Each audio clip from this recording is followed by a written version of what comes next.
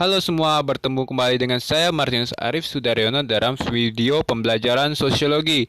Nah, dalam video pembelajaran ini saya akan membahas latihan soal yang sudah saya berikan pada video pembelajaran sebelumnya.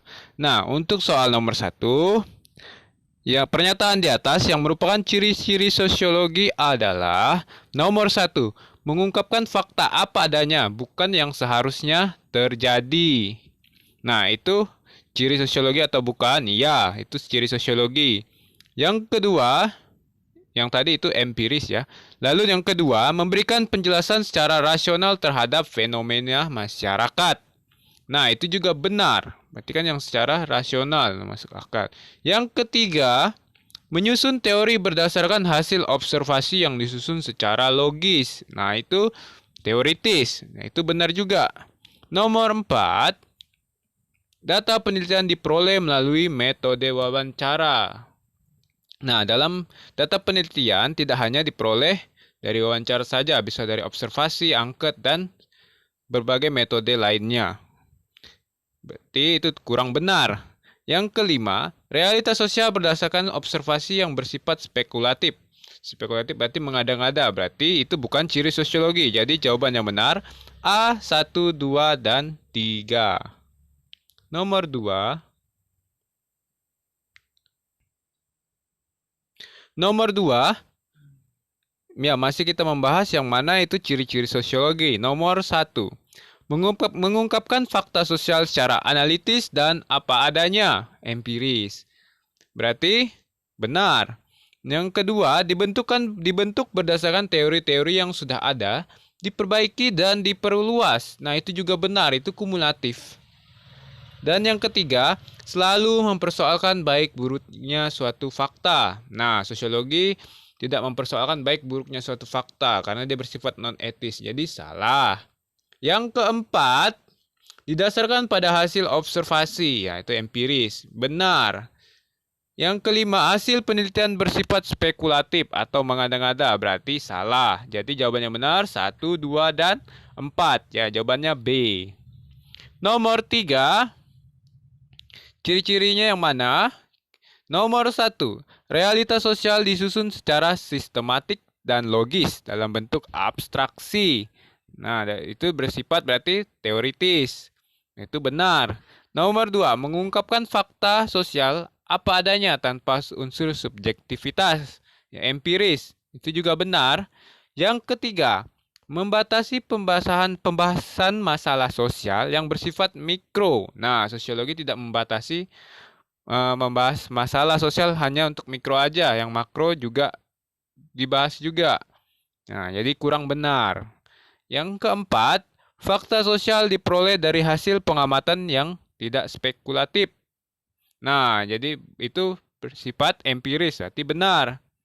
Nah, yang kelima, data sosial bisa dimanipulasi untuk memenuhi tujuan tertentu. Nah, itu tidak, berarti salah.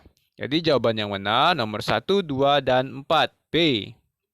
Nomor 4. Ciri-cirinya yang mana? Nomor 1, menjelaskan fakta sosial berdasarkan hasil observasi, bukan spekulasi. Nah, itu berarti benar. Nomor 2, menggunakan teori-teori baru dan mengabaikan teori-teori lama. Itu salah, karena dia tidak mengabaikan teori lama. Kalau ciri-ciri sosiologi itu, tapi teori-teori yang sudah ada itu diperbaiki, diperluas, dan diperdalam. Berarti salah. Nomor 3, menilai baik buruknya fakta sosial sebelum dianalisis. Nah, itu juga salah. Karena harusnya non-etis, tidak menilai baik buruknya suatu fakta. Nomor 4, menjelaskan fakta secara analisis berdasarkan data di lapangan. Nah, itu benar. Nomor 5, menyusun abstraksi dari hasil observasi untuk dijadikan teori. Nah, itu benar. Jadi yang benar nomor 1, nomor 4, dan nomor 5, yaitu C. Nomor 5, soal terakhir yang saya berikan kemarin. Pernyataan mana yang merupakan ciri sosiologi? Nah, yang pertama, Teori-teori yang dibangun bersifat menyempurnakan teori sebelumnya, kumulatif berarti benar.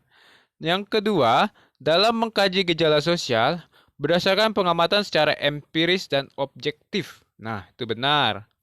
Yang ketiga, tidak melihat baik buruknya gejala sosial, melainkan mengungkapkan fakta apa adanya. Itu juga benar. Yang keempat, memfokuskan diri pada kajian gejala hubungan manusia dengan alam. Nah, itu kurang benar.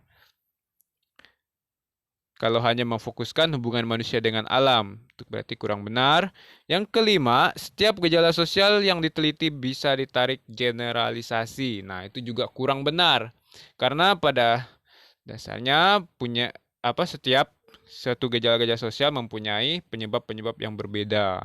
Nah, tidak bisa kita mempukul ratanya semua. Itu tidak sesuai dengan ciri sosiologi. Nah, itu dia. Nah, setelah itu kita akan membahas tentang hubungan sosiologi dengan ilmu lainnya. Ini terdapat 2 slide. Saya akan bahas bagaimana hubungan sosiologi dengan ilmu politik. Nah, dalam kaitannya, daya upaya untuk mendapatkan kekuasaan sebagai salah satu bentuk interaksi sosial disosiatif. Nah, itu yang dibahas oleh sosiologi. Terus perilaku dan keikutsertaan manusia atau individu dalam berpolitik. Nah, gejala-gejala sosial itu yang dikaji kaitannya dalam ilmu politik. Nah, bagaimana kaitannya dengan ilmu sejarah? Jadi, memperhatikan kecenderungan sosial yang luas dari waktu ke waktu dengan situasi yang berbeda. Nah, apa yang terjadi di masa lampau? Dia melihat ada tidak kaitannya misalnya dengan masyarakat pada masa kini. Nah, itu kan sudah membahas sejarah kalau sudah yang berkaitan dengan masa lampau. Nah, bagaimana dengan psikologi? Dalam hubungan sosiologi dengan psikologi, itu dia memahami kepribadian dan perilaku individu yang dipengaruhi oleh individu lainnya. Nah, dia lebih melihat bagaimana sih perilaku seseorang tersebut timbul misalnya. Dia tetap tidak semendalam untuk psikologi. Psikologi itu untuk lebih ke individunya itu lebih fokus dibanding lebih dalam pembahasannya dibandingkan kalau sosiologi itu lebih melihat bagaimana sih pengalaman individu dengan dikaitkan dengan ini pengalaman kelompoknya, kelompok sosialnya dengan kelompok seseorang di sekitarnya, maka dipengaruhi oleh individu lainnya katanya di situ maksudnya. Nah, bagaimana sosiologi dengan ekonomi?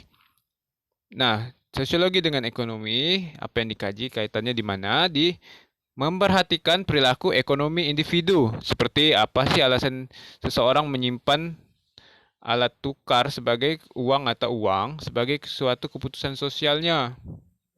Nah, misalnya orang nabung nih untuk apa sih?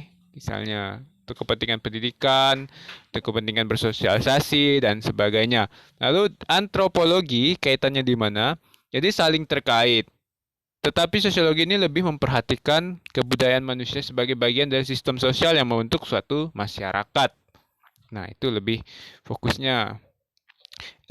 Ilmu matematika ada nggak? Ada. Itu jadi penggunaan matematik pada data statistik yang diperoleh untuk dianalisis. Nah, misalnya dalam penelitian-penelitian kuantitatif itu memerlukan hitungan-hitungan. Nah, itu kan sudah terkait dengan ilmu matematika dan ilmu hukum, kesehatan linguistik, dan ilmu lainnya. Nah, seperti itu. Nah, jadi apa yang mau ditanyakan dan berkaitan dengan pembahasan tadi boleh dikomunikasikan kepada saya.